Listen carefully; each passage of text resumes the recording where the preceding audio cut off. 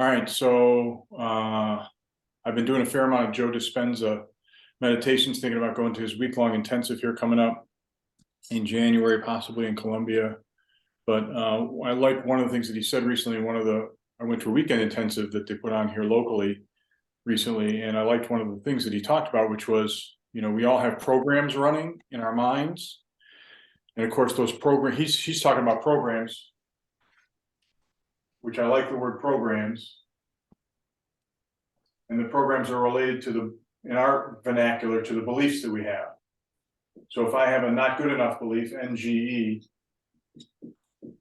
or I'm not worthy, or not lovable, these are all abbreviated, then that's the belief, that's the program that's running in my mind, right?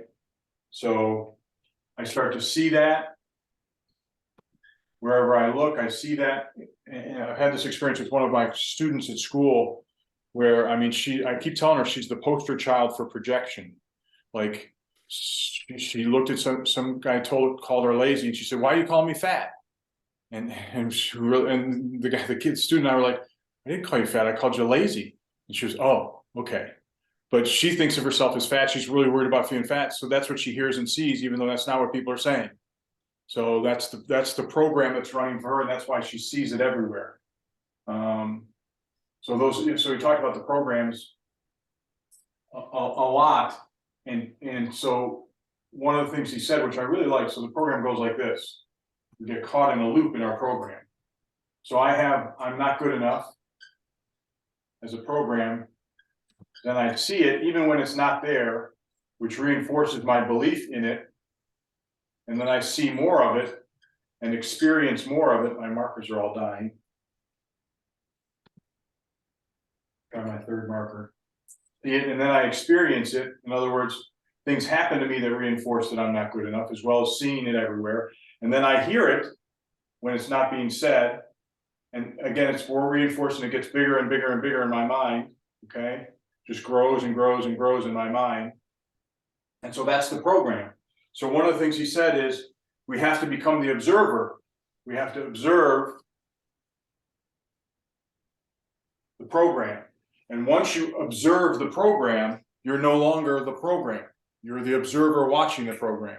So this is understanding that this is going on for myself, stepping outside of it, looking back at it. So what qualities does the observer have? Non-judgment. Yeah, non-judgment. That's the primary one, is non-judgment.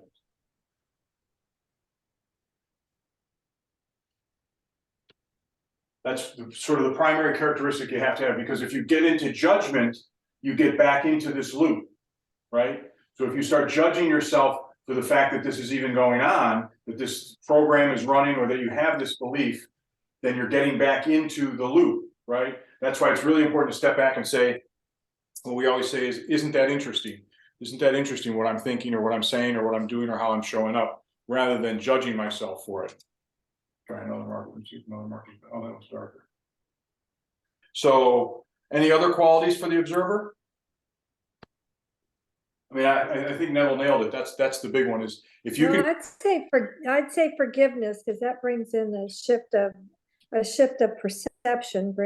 Forgiveness brings a shift in perception. Yeah. So maybe forgiveness needs to happen almost before I get to non-judgment, right? I need to forgive the fact that this is going on. Non-judgment and forgiveness are very closely related, and so I'm not sure which comes first, the chicken or the egg in this instance, but they're closely related, and allow us to again look back on this, and we can forgive ourselves for the fact that it's going on, and then have a lot less judgment about it. It's probably not realistic for us to not have any judgment, but the less judgment we have, the more we can see of what's happening. And so the story I told this, I don't know, a couple of weeks ago, I think, but my mother-in-law, when I was married, my mother-in-law had killed a bunch of their pets when she was growing up. And if one of the kids confronted her about that later in life, she would get defensive unless she had forgiven herself for what she had done.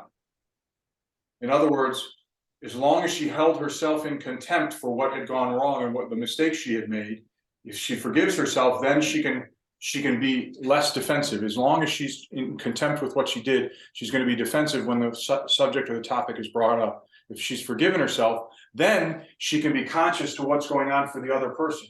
So this is sort of an external example of what we're talking about internally. So in other words, as long as she's forgiven herself for the mistake that she's made, then she can see what's happening in the other person's upset. Same thing goes for us. If we can forgive ourselves for what we've done and the choices that we've made, then we can get a true picture of what's happening. If we haven't forgiven ourselves and we're still holding ourselves in contempt for this, we're going to have a hard time looking at this. We're going to only see pieces and parts of it. We can't see the whole picture of it if we're holding ourselves in contempt. Does that make sense? That's a lot in just a couple of minutes. But questions about that? Does any part of it not make sense? Yeah, because if we're beating ourselves up for making a mistake, that's the second mistake, and it's just going to keep us in the loop. So Yep. It's going to keep us going round and round and round. So non-judgment and forgiveness. I'm not sure there's. I mean, if you hit those two qualities, even to a high extent, with respect to anything, you're going to be able to see stuff pretty clearly. So those are two of the qualities that are really important in this process. So the question is, how do we get to this place? How do we get to the place of being the observer, non-judgmental, and forgiveness? I mean, the first thing we have to do is know that this is going on, right? We have to know that this whole loop, this whole situation is happening. And as I observe most people in the world, they've got this stuff going on for them, and they have no idea that it's happening. Like the girl with the story at school with where she heard fat when he said lazy, she has no idea that she's caught up in this loop of thinking of herself as fat, seeing it, hearing it, believing it, and experiencing it, whether it's true or not, factually, okay? So she has no idea that's going on. And when I point out to her that it's projection, she kind of laughs and tells me to quit saying projection to her, but I can't help it because it's so blatantly obvious while she's doing this. So I think present moment awareness is important, because you can't observe if you're not aware, if you're not present. We're unconscious when we're in the loop. Yes, that's So right. present moment awareness is a key factor to observe. Yeah. Can't be unconscious. Yeah, you gotta be aware. But the big question is, how do we become aware? So what do we use in Out of the Matrix to become aware of this process? How do we become aware? What do we use to get aware of this process? The We use worksheets. grievances. Yeah, The worksheets are our grievances. And so whenever you're upset, you're in this loop. So how would I say that? And you'd say, well, really, whenever I'm upset, every time I'm upset, I'm in some sort of loop like this? Because what I say is, you can't be upset about anything unless you think it means something about you. So that's this loop. You cannot be upset about anything unless you think it means something about you. And so then when you're upset, you're in this loop. So we use our upsets to get in touch with the fact that this is happening, that we're running a program. I must be running a program because I'm upset. So I must be thinking that something outside of me means something about me, whether it's a comment, an event, a thing, something. I'm using something to reinforce this process. So that's why we do the grievances. And the grievances, we use our grievances and we do grievance worksheets. And that gets us in touch with the belief, in this case, not good enough, okay? We get in touch with the belief that's driving the process for us. And that's when, once we do that, then we can get in touch with this process, understand what's happening. And also we have to witness the fact that initially we're probably going to be judgmental. As people in the weekend get in touch with their grievances, it's not like they instantly feel lighter. Usually they get in touch with, when they get in touch with their false belief, it's not like they instantly become lighter. It's a process of time for them to get okay with it. And usually they have to be coached to the idea that don't judge yourself for this. Know that it's happening, be aware of it, understand it as best you can, but try not to judge yourself for it, or don't judge yourself for that. So does that make sense? Any questions about all that? It's an involved description, but it's a very simple process. Not necessarily easy, but simple. So I don't know if anybody has any experience with that. So this girl at school, I mean, she really is. She's like the poster child for projection. I can't imagine how often she's blatantly projecting stuff out. Like I'll say to her something like, you really need to cover yourself up. And she said, you're calling me a slut? Like, no, I'm telling you to put some more appropriate clothes on. Nobody said anything about a slut. And so obviously in her mind, she's thinking of herself as a slut. And that's what she heard me say, even though it had nothing to do with that. And just on and on and on throughout the day, there's comments from her about different things that she interprets what someone has said, and it's clearly a window into her mind. And so that's the window into our mind, what we have to say. When we're talking to people, we have to pay attention to what we're saying. And so somebody today, I was in a discussion on the phone with somebody, and he talked about can't, and he can't do something. And I had to let him know, there's nothing you can't do. You can do everything. And he's a spiritual guy. He understood and immediately caught himself. He's like, yeah, you're right. I didn't mean to say it that way. I didn't want to say it that way. But that was his program running. The belief that he can't. And this specific thing wasn't any great, terrific thing that he was trying to do, but he threw a can't in there, and I had to point it out to him. Don't say that. Like, don't say you can't do that, because that's just not true. You're choosing not to, and it might be difficult for you to do on some level, but those are all words that we're using to describe our process, and we have to be careful about that, because it's our words that are a window into our mind and the way we think about things. So I don't know if you guys have any experiences with that or any ahas that have occurred to you through this process, things that you've gotten aware of, because we all have stuff still, even, this is a fairly veteran group that we're talking to here. We all have gotten awarenesses, but we still have stuff that's going on subconsciously for us. So we have these processes occurring for us in our subconscious mind still, all of us, stuff that we're not aware of that's happening. Trying to think of anything that's happened for me recently in that regard. I mean, I've been working on I'm unlovable belief. I'm unlovable.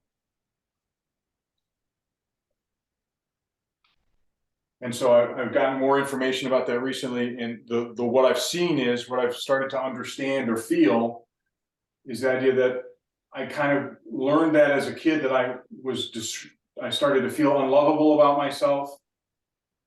And then because I was unlovable, I held myself guilty, because I saw that there was something wrong with me. So my family and the way they handled me, now part of this might be past life kind of information, but my experience as a child was that my family treated me in a way that left me feeling unlovable. I felt guilty because I felt there must be something wrong with me.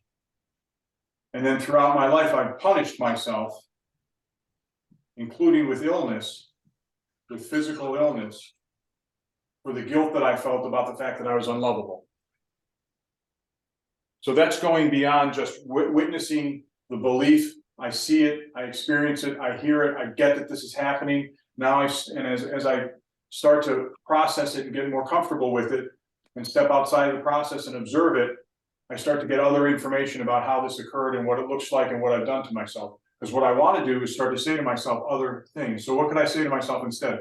I could say I'm lovable. That's the opposite of that. For me, when I think about the opposite of guilty, I think about free. And then instead of illness, healthy. So the mantra sort of I've been working on in my meditation practice is going from I'm unlovable, I feel guilty for that, and I punish myself with illness, to I'm lovable. I don't know, is there an E in lovable? I don't know. Lovable, free, and healthy. So that's the process, and that's really what Joe Dispenza teaches, is this idea of acknowledging this is happening. And then one of the things that he says, which I love, and it's what we teach also, is what Cindy sort of talked about. Once I get in touch with this, I become the observer, I'm non-judgmental, I forgive myself for the fact that this process is occurring. Now I become aware. And what Joe Dispenza wants is for us to become aware of every time this happens. So I've been trying to pay attention to how often my thoughts and my ideas in my life throughout my day are driven by guilt. So that's becoming aware of this process and how often it's occurring. And the reason I want to do that is not to punish myself. I don't want to say, like, look at you, gosh, you had guilty feelings, guilty motivations, 50 times today. What's wrong with you? No, the idea is for me to notice that I'm doing it and then stop doing it and do the opposite. So in the process of seeing that I'm imprisoning myself with this, I can set myself free. If I can't witness the prison and see how it's happening in my daily life, then I can't unlock the cell door. Does that make sense? Questions about any of that?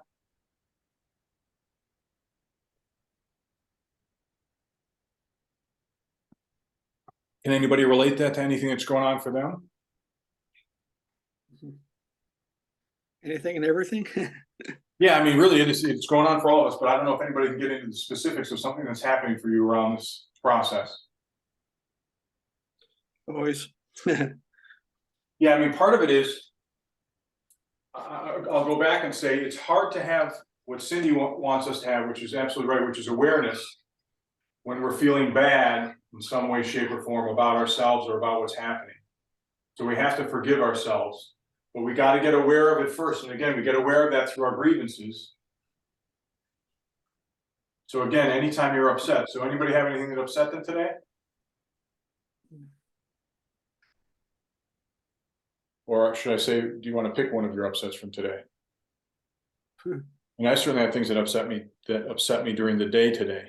But this process makes sense to you guys? It's not unsimilar to what we've talked about lots of times. The additional piece that Joe Dispenza puts in here is the body. Like, he's very much aware that the other thing that he talks about, which is absolutely what we teach, is there's an addiction that goes on here. In other words, I talked about not good enough. I talked about seeing it, experiencing it, hearing it, even when it's not there. The other thing that goes along with this is the feelings or emotions that we have related to this. When you do your grievance worksheets and out of the matrix, we ask you to get in touch with the feelings, whether it's sad, angry, whatever version of upset it is. And Dispenza's clear about this. We're addicted to, we showed his video, we get addicted to these feelings. So that becomes a bodily experience in the sense that our body is addicted to the chemical sadness. And so now we're even further into this process and further caught up in this loop because our bodies are craving the chemical addiction or the chemical fix from the addiction that I have to sadness. Okay, so that's an additional piece of information about how we get stuck in this process and how we actually crave this process.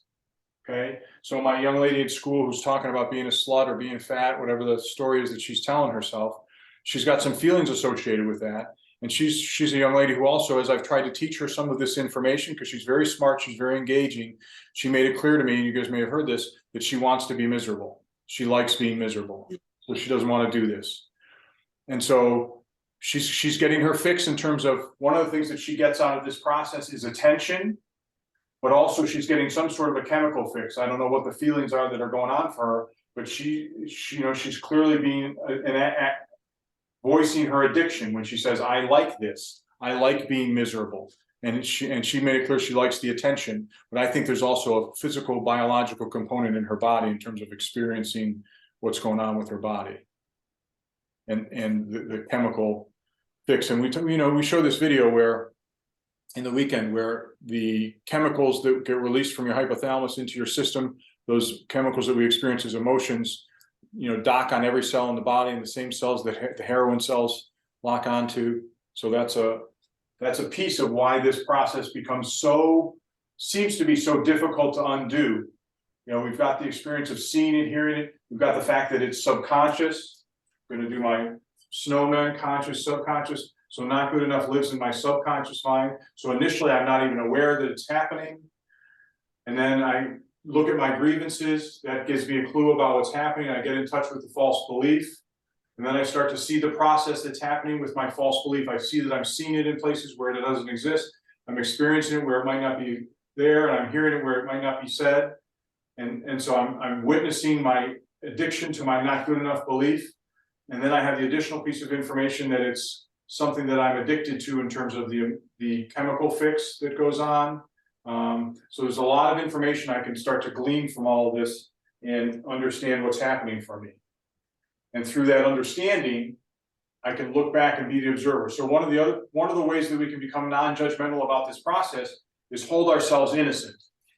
So as the observer, we have to see ourselves as innocent.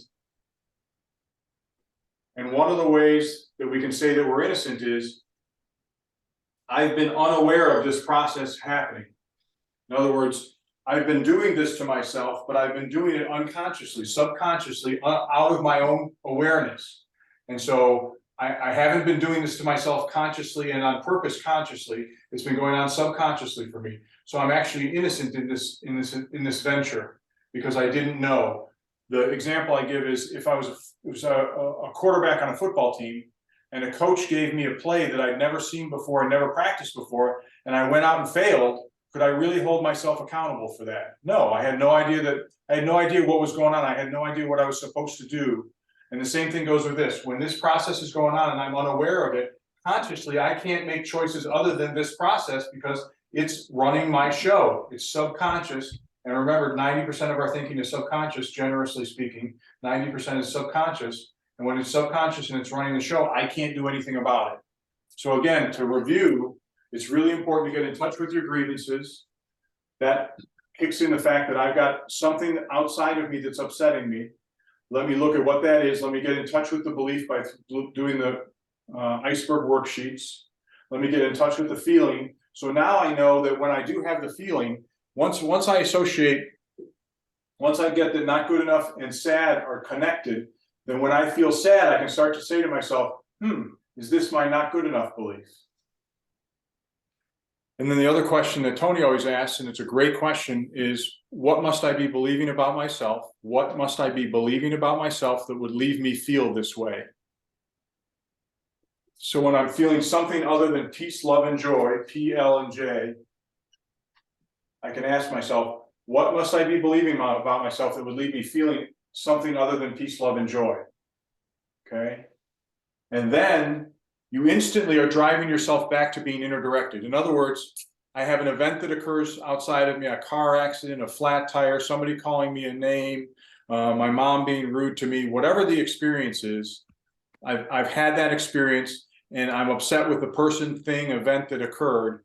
And then I say to myself, what must I be believing about myself that would leave me feel this way? And I'm instantly going from blaming my feelings and my experience, the cause, as outside of me, and we're drawing it back inside of me and saying, no, the cause is inside of me. It's the cause of my upset is what I'm thinking about myself, what I'm believing about myself. So what is that? And again, then I can get consciously aware of, oh, that's my not good enough belief. And that's just not true about me. And this event that occurred, the flat tire, the car accident, the name calling, the poor evaluation of work has nothing to do with the fact that I'm not good enough. Now, if I get a poor evaluation of work, there might be some things for me to look at, but it doesn't mean I'm not good enough. If I get a poor evaluation at work and I'm caught up in this loop, it's just going to make things worse. If I can step outside of it and look back, I can say, it isn't about not good enough, even though there are some things that I need to address in terms of this evaluation. It was a fair evaluation, or maybe it wasn't a fair evaluation, and I can look at that and see that if I don't get defensive about it. So questions, comments, concerns about all that?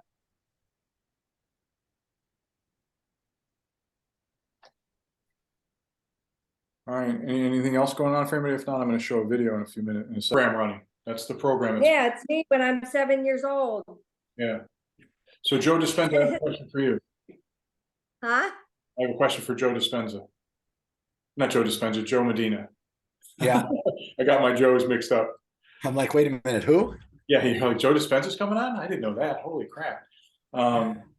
So Joe, Neville and Cindy have been with me for a number of weeks in a row, and we've been doing this. I haven't seen you in a while. How was this for you in terms of making sense? Was it too complicated? Does it make sense? No, it made really good sense. Okay, good. Just wanted to make sure, because we've been covering these concepts similarly for a couple of weeks. So We've all right, been good. covering this for years. Yeah. I mean, we put different spins on it, but I just felt like there was a lot going on up here, and I wanted to sure it made sense to someone who hasn't been with us for a while. Sure. Right. So, all right. So Hi, Joe, Cindy. Hey, have you guys not met? I don't think No. so. Oh wow. Okay. Let's do No, this. he was after I exited Cleveland. Gotcha. So I'm gonna show this video. It's gonna take a little while to unfold, so stick with it. But it's a video I saw at the Joe Dispenza workshop, and it's a great video.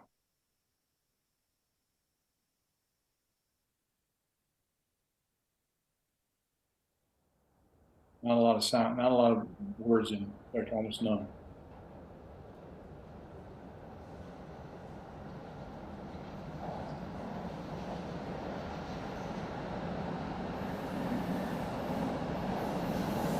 An 8-minute video about that.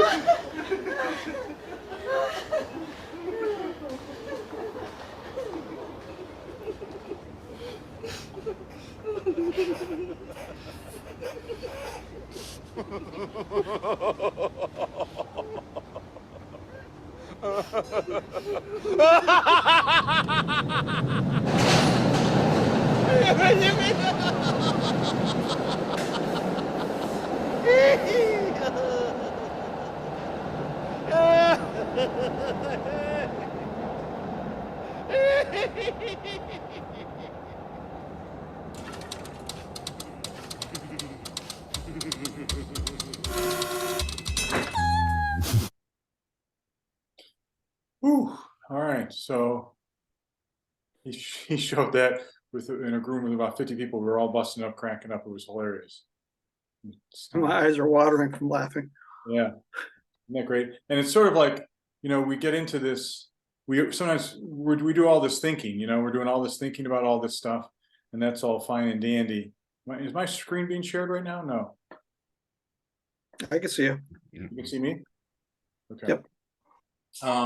We do a lot of thinking, like this, all this stuff on the board behind me. There's a lot of heavy thinking, and sometimes it's just having some fun, right? Just busting loose, laughing, making fun of ourselves, you know, not taking life too seriously, all those kind of things. I mean, it's a great video in terms of the energy we bring into situations is the energy that expands, right? And that guy brought that energy into that train, and it just expanded. So it's a great video. And again, sometimes we just overthink things. We just need to choose to be happy. Now, choosing to be happy is hard when you got a really strong false belief. So that's an issue, but that doesn't mean we can't have some fun. I've had the experience recently of like watching some comedy shows and found myself just cracking up, like I couldn't stop laughing, which is just a nice feeling to have. You know, it's nice to get that silly and have that much fun. So just a little encouragement to have some fun. That was hilarious. That I was- laughed so hard. I had to take 2 tops off. I was got so hard. I mean, I was You're not cracking up. coping.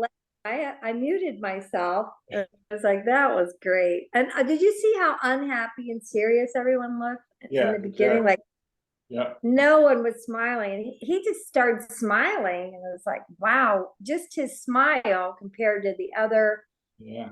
people's energy and their demure, you know, it was like unbelievable. Just his smiling was a higher frequency, just watching him smile compared to the other ones. Yeah, and Joe Dispenza's point is, you know, we have time to change our frequency, to change our resonance, to change how we're showing up. We can make that choice at any moment. So, you know, again, we get stuck in these processes sometimes, and it's hard to make that choice, but the choice is available to us all the time to choose laughter, happiness, peace. And so that's what we got to do sometimes. So that's what I've got for this evening. Any last minute thoughts from anybody or questions or anything? I might have to, this is such a small group. I meant to invite my Joe Dispenza, or Joe, I keep calling you Joe Dispenza. I got Joe Dispenza on the brain. Joe Medina, I got, I don't know if you've heard this. I've started teaching out of the matrix at a rehab center. No, On Saturdays for 4 hours with a bunch of guys who are just, a lot of them are just a few hours, like 48 hours sober. So it's been a great experience, but I meant to invite some of the graduates tonight and I forgot. So hopefully next Thursday we'll have some of them on board. Awesome. I might have to show the same video again with more people. All right, guys, thank you very much. Yeah, and I enjoyed our right. session. yeah, Good and seeing everyone. yeah, and good to see you guys. And Cindy, you can send this. I'll get this video done by tomorrow and send it out as a link if you want to send it to Liberty and to Lydia. I would love that. Okay, cool. Thanks, you Thank guys. I love you. you. Very good. Love you Take too. See you care. next Appreciate, week. bye. Bye.